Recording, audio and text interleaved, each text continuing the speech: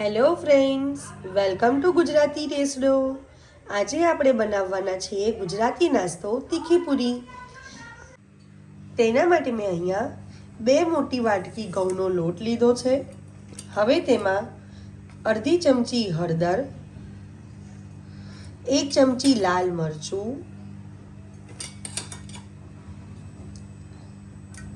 થોડુંક જીરું,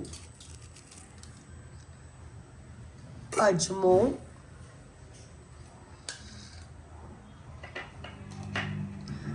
સ્વાદ પ્રમાણે મીઠું અને થોડું તેલ ઉમેરીશું.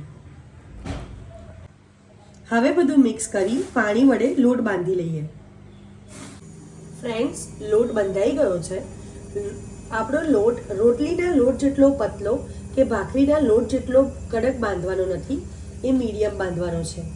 હવે ચાલો આપણે તેની પૂરી વણી લઈએ. ફ્રેન્ડ્સ, આપણી પૂરીઓ વણાઈ ગઈ છે. હવે થોડી સુકાઈ જાય એટલે આપણે તેને તળી લઈશું. ફ્રેન્ડ્સ, આપણી પૂરી સુકાઈ ગઈ છે. ચાલો તળી લઈએ.